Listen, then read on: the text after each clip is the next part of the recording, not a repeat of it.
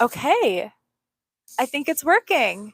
Hello, I am so excited to share with you today my experience of the Joe Dispenza event retreat that happened in June 2023. So I just came home a couple days ago, had lots of cuddles with my kids, and I got a bunch of great questions from you on my retreat. So I'm going to go through the notes I have, tell you all the great stories, and then go into the question. So, overall, I have only the best things to say about this retreat. It was so amazing. I can feel myself feeling so much light, like so light in my heart, feeling so much light all around, so connected. It was so great for me, especially as a mom of two, to have some time away, to have extended lengths of time to go inwards, do that inner discovery, do that inner work, connect with spirit, connect with other dimensions. And yeah, have some really amazing experiences.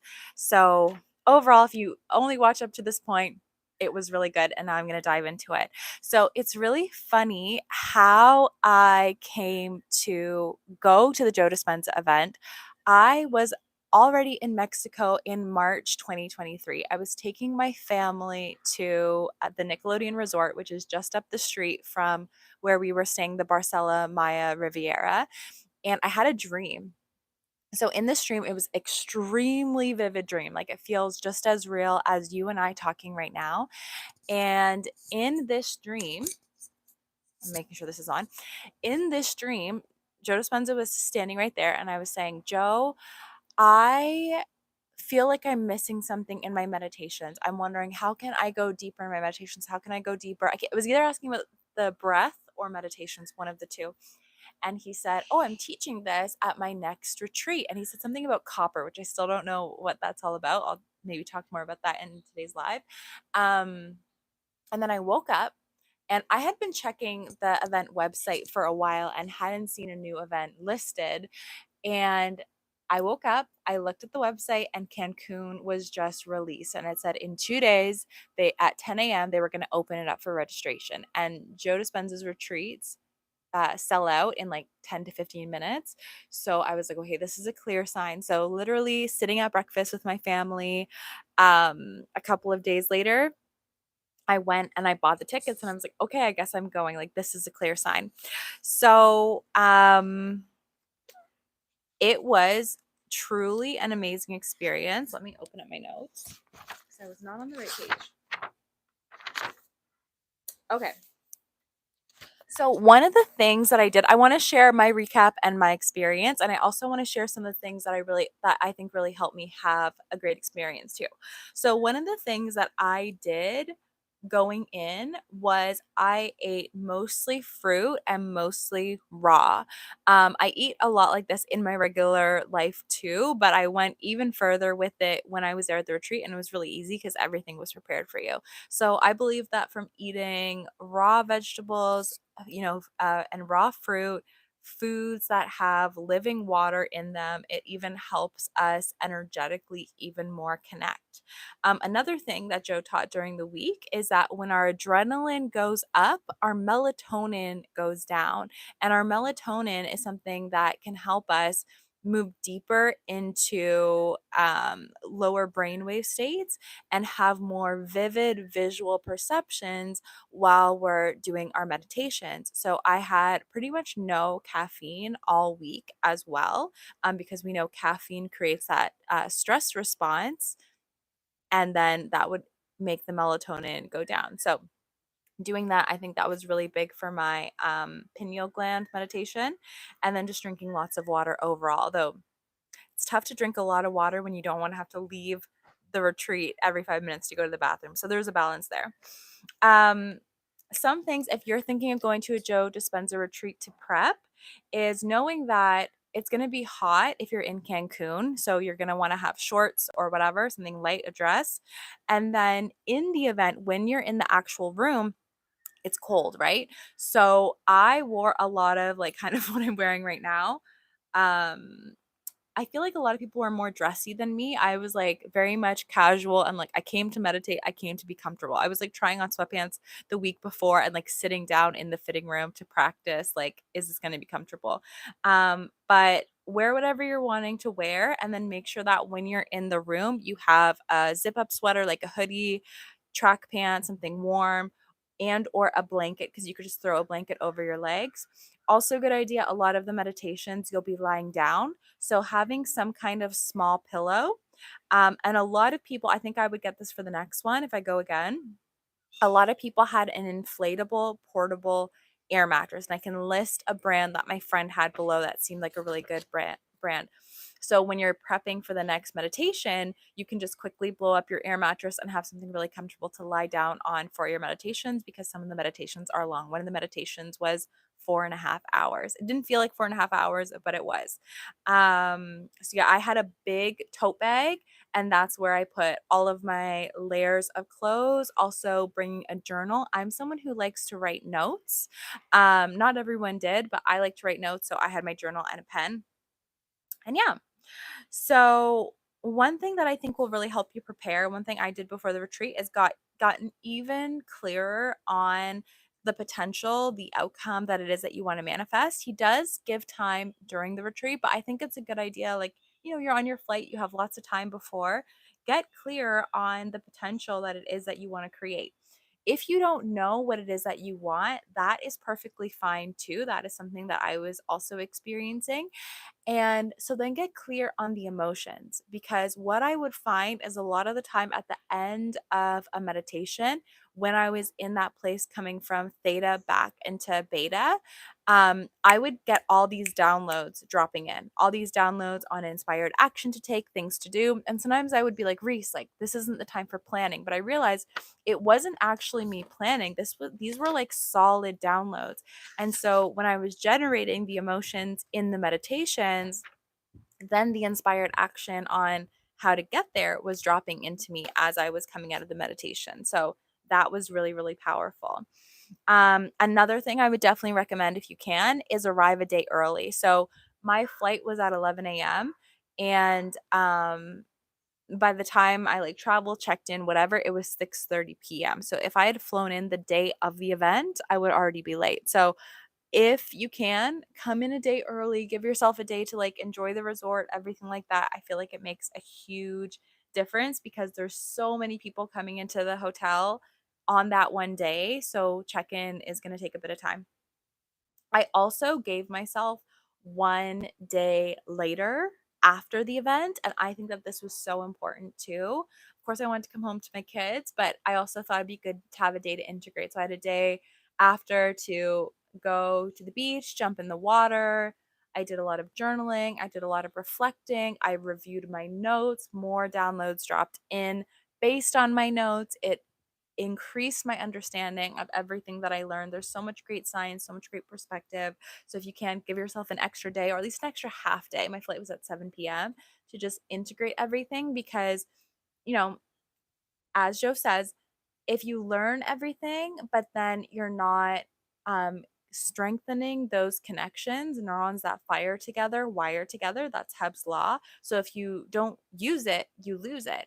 But if you come, you write notes. As soon as you're hearing it, that's one connection. You're writing the note, that's another connection. You're reviewing the note, that's another connection. You're thinking about it in a new way, that's another connection. You're using it in your life, that's another connection. Now you've improved and strengthened that connection in 5 additional ways. How much better are you going to be at implementing it in your life? Because, if you're traveling to an event, you're going to a conference, you're taking a certification with me, whatever it is, you don't want to go through all that time and not actually make the change in your life. And that's what happens to a lot of people in all sorts of events, not just this event, all sorts of events. They go, they have a great experience, and they go back to old habits. So that's a great tip to wire it in. So, how it went, there was a evening to start. I think we did a quick meditation on the evening as far as I remember. And then usually each day was 3 to 4 meditations a day and a lot of breath work. If you can practice the breath work ahead of time, do that. If you can even do meditation often or daily, I didn't do it daily, but if you can do meditation often or daily, and practice the breath work, you're going to be even more prepared for the event. I think because I practiced the breath work so much before the event, it helped me have better experiences when I was at the event. There is a book that teaches some of the more ancient aspects of the breath. It's called Mula Bandha. I'll link it down below. And it's really great because it just gives even more insight to one of the main breath works that Joe Dispenza teaches and how this type of breath is supportive for your body, your endocrine system, lots of other incredible benefits. Okay.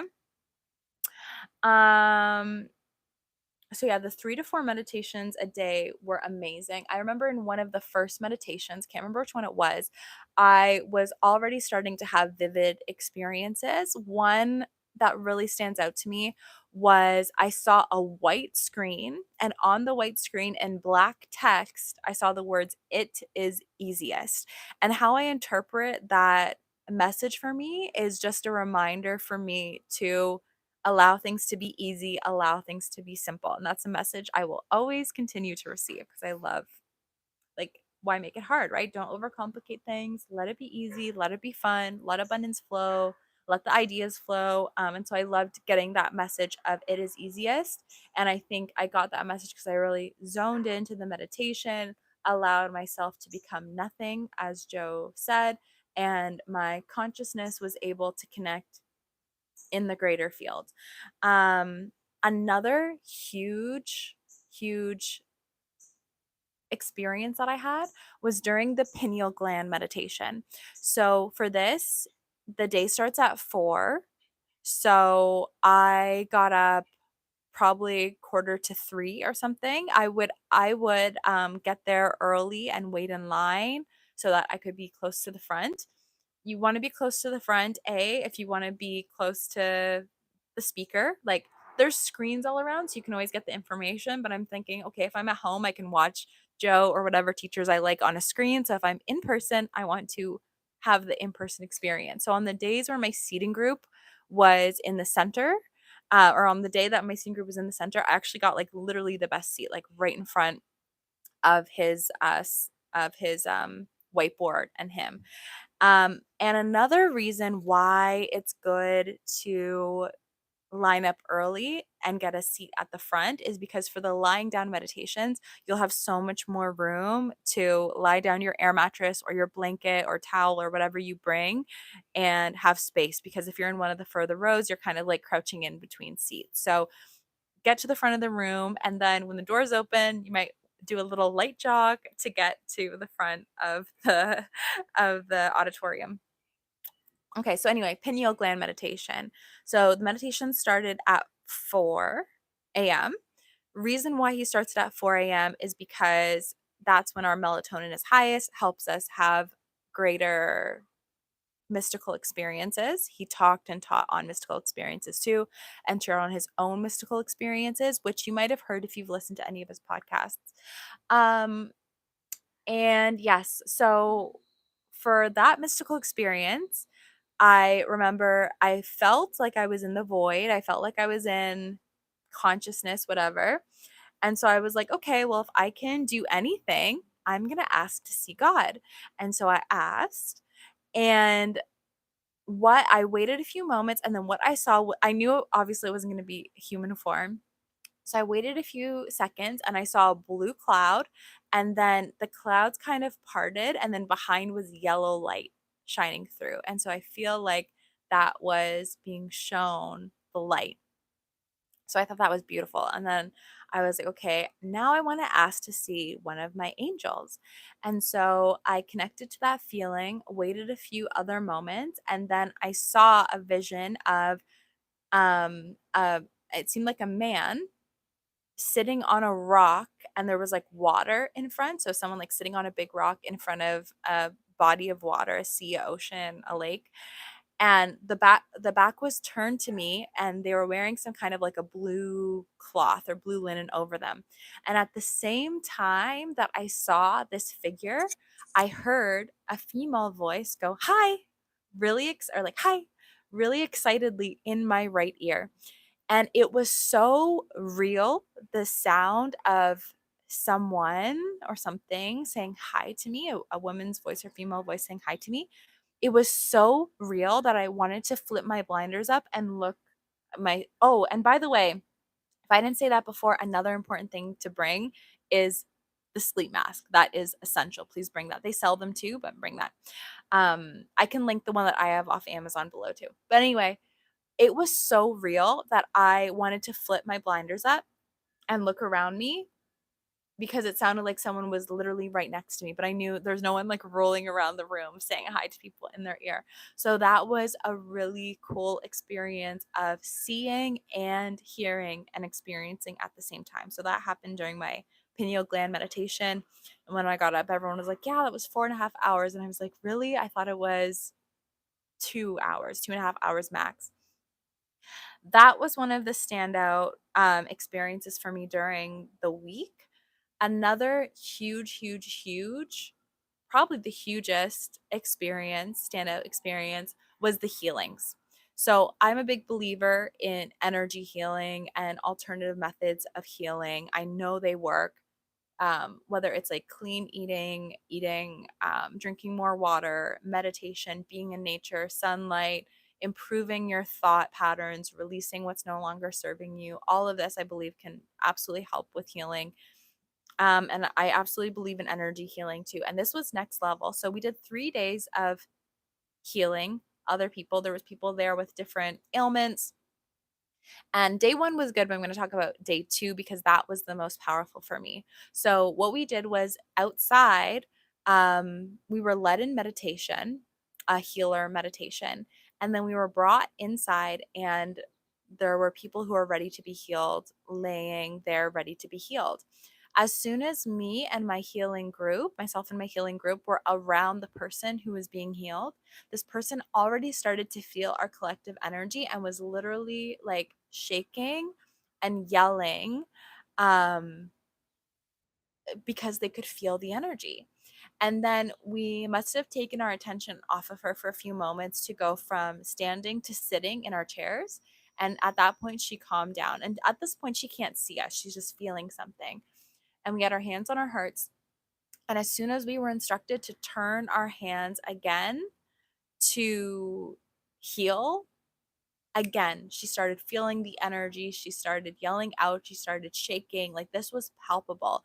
And I could see the person to my left and to my right, the next groups, also parts of their bodies moving, feeling the energy. Like this was a real experience. During the event, we saw someone who hadn't walked in a long time because of an ailment stand up and walk. And I also heard about another person too. So there was incredible stories all around. And we were not physically like what we can see physical touching this person. This was all the energy that was in the room and the energy that was being led from our hearts. And so if you've ever wanted to know how to generate change, it truly is from being loving in your heart and connecting to that energy of healing. So I would recommend going to this event just to experience that. Like, even if it was a one day, just to go and see someone being loved and supported so deeply in front of you and feeling the energy, that is an image that will stay in my mind forever. Um, so amazing. Just looking at my notes. Yes. Okay. There was also so much great science that Joe shared. I feel like this live is getting a little long and I have a bunch of questions from you all. So much great science on the fact that the blood and the plasma of people who meditate eradicates certain illnesses. So much great science and information on just how energy works, on the benefits of meditation, on the benefits of changing your mindset. Because he literally studies the people who go to this event. So when you go to this event, you can sign up to be researched. And before and after the event, you'll submit different samples, whether it's like pee, poop, blood, EEGs, you might wear a biometric watch, whatever it is. So they're studying thousands of people who attend this event and they're seeing so many changes in genetics when people come to this event for 7 days and meditate. And just so you know, too, if you're listening to this and you're maybe wanting to change something or wanting to heal, people get amazing results from doing mindset work and doing meditation at home too. So you don't necessarily have to go to an event to heal or change something about you, because it's truly in you. But of course, if you can make it to an event, it's great. Also, the people are amazing. I had such amazing conversations about science, about mindset, about spirituality, about ancient scriptures, about all sorts of things. And yeah. Okay, so now I'm going to get into the questions. If there's a lot of questions below, I'll definitely do a part 2. But if you're asking, 100% highly recommend. I'm already thinking about what is the next one that I'm going to go to. Okay, so someone is asking, what is your number one biggest takeaway? And I would say it's we create from our heart. We truly create from our heart. It's how we feel. So if you're manifesting something specific, getting clear on what you want and falling in love with that idea is a huge aspect of it. And if you don't necessarily know what you want to manifest, but you know you want a better life, feeling into that in your heart and then knowing that the outcome of that is going to show up in some way because you're feeling it and it's going to be able to be manifest into form. Someone's asking, does it help change your mindset? So I would say absolutely yes. I went into it already, I think, with a good mindset. I do a lot of mindset work, but like I felt a lot lighter in my heart and in my energy through the week, through doing the meditations, through going inward, through connecting with all the amazing people, and I was surrounded by a lot of people who had really incredible changes too.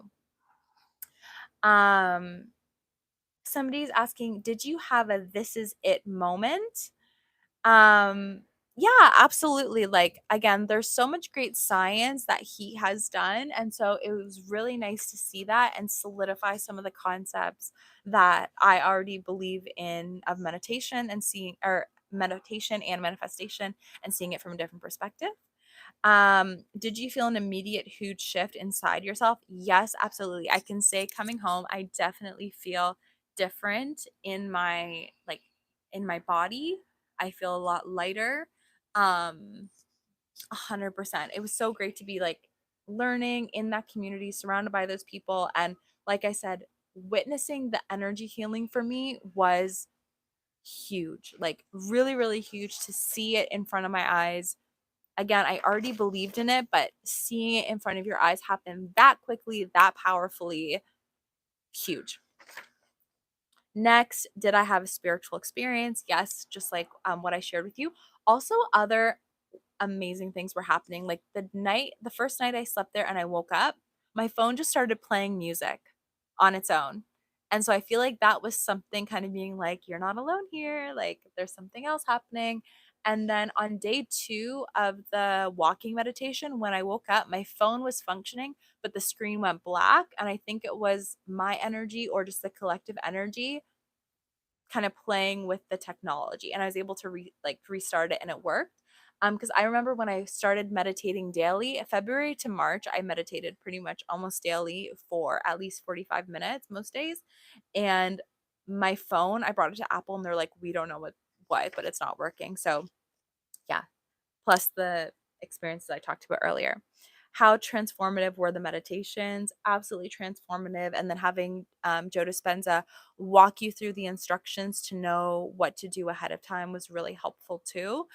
Because you get the meditations, you can download them, buy them off his website, and there's instructions there. And it was just nice being in the live setting. It was almost like a meditation concert, right? We listen to our favorite musicians at home, and then you go to the concert and you get to see them perform live. So when we were there, he was speaking his meditations live. Someone is asking, have you read Becoming Supernatural? Yes, I read it a while back and I actually started reading it or listening to it again on my way home on Audible.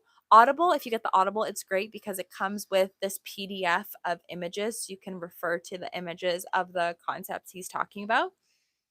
And someone else is asking, what was your biggest takeaway and would you go again?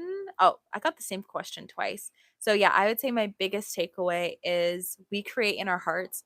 And I believe meditation is a great tool to get to these outcomes, and manifesting doesn't just happen during your morning rituals. So it's so important, and Joe Dispenza says this too. It's so important that you use whatever tools you're using to get into that energy that your wish is fulfilled, that it's already done, and then walk as it. So make sure you're being that kind, loving, generous, abundant, healthy person through your day, because you're always communicating with the universe. You're always communicating and creating with your heart and consciousness. So whoever you're aiming to be through the mindset work that you're doing, remind yourself and allow yourself and support yourself in being that through the day. And would you go again? Absolutely. 100% I would go again. Once you've gone to a week-long event, you can also go to a follow-up event. So I'll either do another week-long, or I'll go to a follow-up, or I'll do both. And one day when my kids are old enough, I would love to take them with me. My husband wants to go too. So that was my recap of the Joe Dispenza event. Like I said, 10 out of 10, love it, would totally recommend, would totally go again, had so much fun.